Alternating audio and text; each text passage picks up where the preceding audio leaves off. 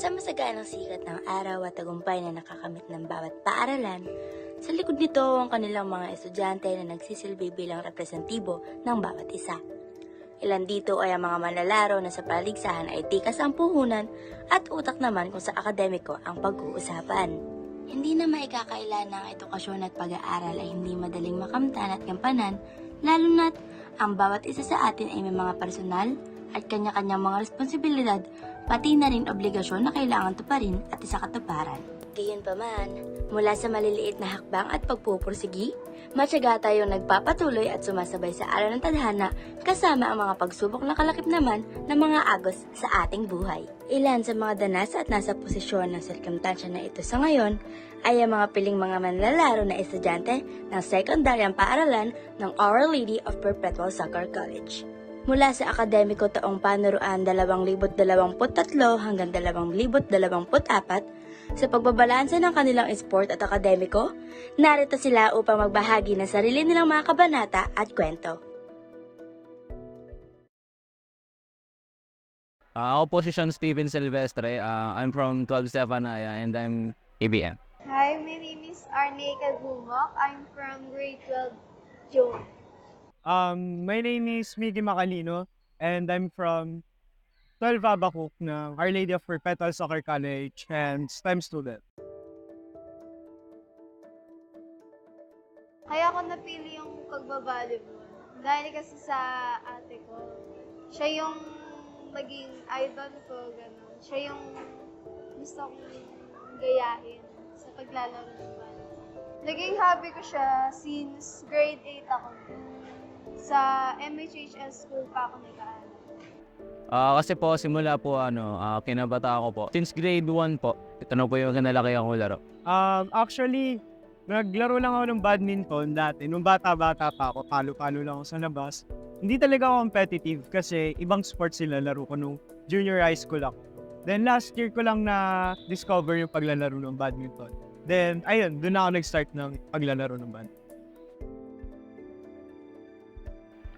Marami po nagiging kaibigan. Tsaka nakikita ko pa yung improvement ka sa pag-train. Tsaka supportive pa yung family ko. Pinaka nagustuhan ko is siya yung nagpapasaya sa akin, nagpapawala siya ng stress. Kaya ako nagustuhan yung volleyball. Nagustuhan ko sa paglalaro na itong sports na to, may nakilala akong tao na dati kasi nung bata ako, iniisip ko na, badminton, palo-palo lang yan, wala yan, Then, pumunta ako sa loob ng court, may nakalaban akong tao na, ang lakas, sabi ko, doon ayun yung naging ayun yung naging simula ko, ba't ako nag-start ng badminton. Isa siya sa dream, kaya ako siya pinagpapatuloy sa paglalaro. Kasi dati, hindi ako nung grade 11 pa lang ako. Nag-try out ako nun. So, hindi ako nakuha. Tapos nitong grade 12, ayun, nakuha na ako. So, sobrang tuwa ako nun. Kasi po, ito pong kaya nagtutuloy-tuloy po ako. Dahil po ito sa tito. Kumbaga, ito po yung stepping stone ko kasi yung tito ko po, dati po siyang varsity ng JRU. So, nagkaroon sila ng problema ng lola ko. So, hindi niya natuloy yung pagwa-varsity niya sa JRU. Naglalaro ko na ito kasi dahil nga dun sa mga inspirasyon sa paligid ko, yung mga tao sa paligid ko na sumusuporta sa akin ng paglalaro nito. Yes, may inspiration ako. So, syempre, una doon yung family ko. Then yung boyfriend ko din. Yung mga idol ko na, si Jennifer, si Valdez, sila.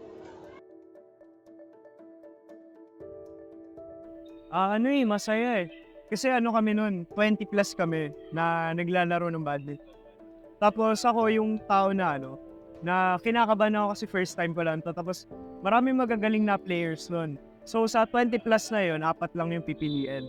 Then before nun, talaga ako ng training. Like training ako ng training. Pero habang binabalance yung pag-aaral. Pero sobrang hirap nun. Pero yung gusto ng puso ko na makasama sa team na to, ginawa ko yun. Kaya nung nakapasok ako ng top 4 ng badminton, isa sa top 4, doon talaga ako sobrang saya na nag-pay off. Syempre po, masaya po kasi ito po yung minamanifest ko po nung kumbaga goal ko po ito nung grade 11 na nakuha po sa varsity. Masaya. Sobrang saya ko nun kasi first time ko yun eh. Tsaka dream ko talaga siya. Tsaka hindi ko rin kasi akalain na kukunin ako. Hindi ko rin in-expect na gagawin akong libero kasi akala ko ako. Opo, kasi after 1 month po, nakita ko po yung improvement ko sa pagbabasketball. Tsaka yung stamina ko po lalo lumakas.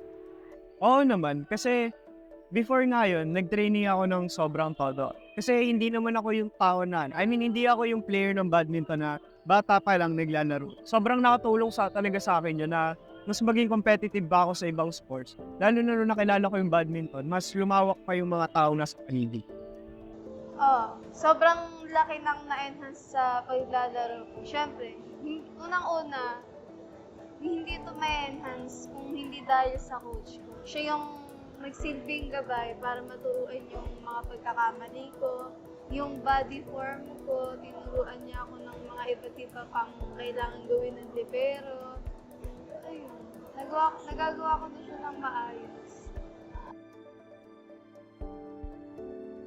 Nakaranas ako ng problema. Kasi iba yung nakasanayan ko noon. Iba talaga yung form ng body na nakasanayan ko. Kasi sa libero, di ba, kailangan nakaano. So, ayun. Naitatama ko na siya sa tinuruan. Opo, kasi marami po natatanggap na pressure pati po sa mga tao na nagkukutsa po sa akin. Pero hindi po ako nagpapa-affected.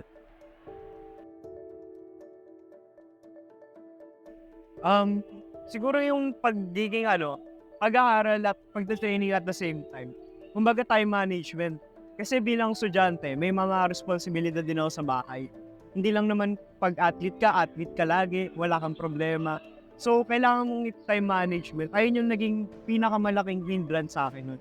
Lalo pat nung hindi nga ako nagsimula na bata pa ako nagba-badminton. Pero, ayun, sa tulong ng pagiging hardworking ko, yun sa akin, nakatulong yung time management ko sa mga yun. Pero sobrang hirap na talaga. Nung po kasi yun, bago po kami mag-exam, nag-training po kami dito. So, hindi po ako nakapag-review. So, yung score ko po, bagsak po. Pinakamalaking pagsubok ko is, nahihirapan ako mag-handle ng schedule ko. Kasi yung schedule namin, every Tuesday, Friday, then buong weekend na yun. Sabado, Linggo, tapos may iba pa akong kailangan gawin, di ba? So, sa INC, madami rin. May pagsamba pa kami, Thursday, Linggo, tapos may kailangan pa akong gawing schoolwork sa araw na yun. So, iniisa-isa ko na lang talaga siya para hindi ako sobrang ma-stress. Yung training po kasi namin after class po. So, diba nung grade 11 po 6 PM yung uwi natin. So, yung training ko po nun, 5:30 to 9. So, ang ginagawa ko po bago umuwi, ay pagka-uwi, magpapahinga po ako ng 2 hours. Tas, hanggang sa matapos ko po lahat ng activities ko. Tsaka lang po ako tutulog. Oo naman. Kasi nga, bata pa lang talaga ako, naging, atleta na ako ng mga iba't ibang sports. May mga sinasalian din ako. Kaya para sa akin, naging nakatulong to para sa akin na may experience na ako sa mga dati kong naunang sports sa paglalaro nitong badminton. Pero hindi siya sobrang hirap. Pero itong mga paraan na to, nakakatulong sa akin tulad nung 24 hours na pag-handle. Gigising ako araw-araw na 5 a.m. Tapos, ang schedule kasi namin sa Olops, 3 p.m. to 8 a.m. So, gagawin ko, 5 a.m. gigising ako. Tapos, 6 a.m. to 9 a.m. magte-training ako.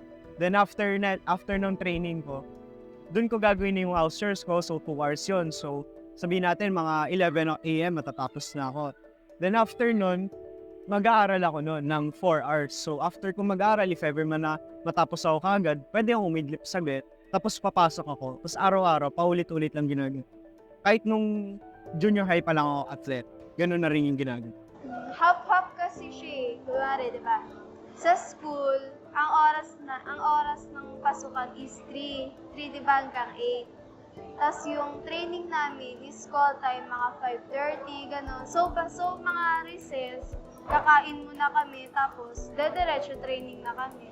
Tapos sa ibang subject naman is hindi kami exempted doon. So gagawin pa rin namin yung ibang homework doon. Hina-handle ko siya. Kasi pag nai-stress ako, mas pinipili ko na lang matulog, gano'n. Mas pinipili kong magpahinga. Kasi sobrang stress talaga. Kasi sunod-sunod yung gagawin. Di ba? Grade 12. Siyempre, graduating. So, mahihirapan talaga. Ginagawa ko po kasi, pagka sobrang stress din ako, nagpapahinga lang po ako, tsaka nanonood po ako ng movie.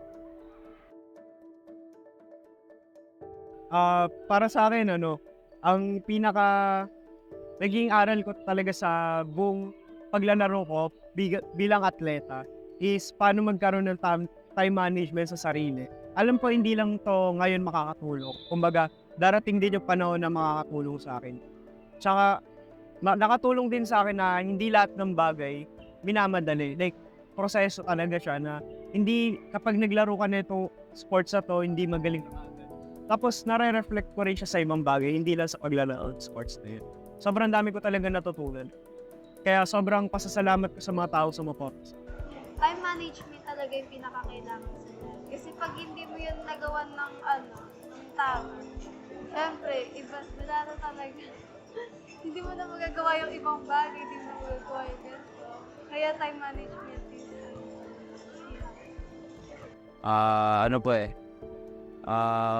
Hindi mo kailangan sumuko, kailangan magpatuloy ka pa rin kasi pangarap mo yun eh, kailangan mo ipagpatuloy. Kumbaga para sa pamilya mo, kaya ka nagpapatuloy. Ngayong nabigyan na ng tsansang makapagbahagi at isa-isa nang napakinggan ng mga panayam na tumatalakay sa pagsubok at karanasan ng mga manlalarong individual, kasabay ng pagdamay sa kanilang pagod at paghihirap, at hindi nadama ang pagdaloy sa atin ng lungkot at pagkaawa. Ngunit hindi ito ang humahadlang sa kanila para huminto sa pagpapatuloy pa sa kanilang mithiin balang araw. Bagkus, ang katatagan at kahusayang ipinapamalas nila bilang isang manlalaro at estudyante, ang siyang mensahe na nais sila maging inspirasyon nating lahat sa kwentong ito.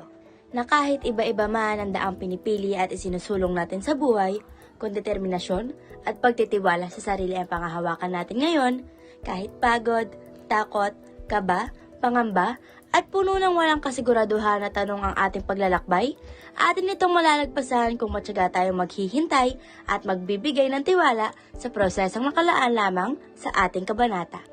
Na ang kanilang personalidad ay tatatak kanino man, ang tiyaga at pagpupursige nila ay tatangkilikin, at ang kanilang paghihirap, mga talo, at mga pagkapanalo ay uukit hindi lang sa istorya ng kanilang paaralan, kundi pati na rin sa kanilang apelido at ng kasaysayan. Ito ang buhay ng ating magigiting na manlalaro o maaari nating matawag na maliliit na sundalo.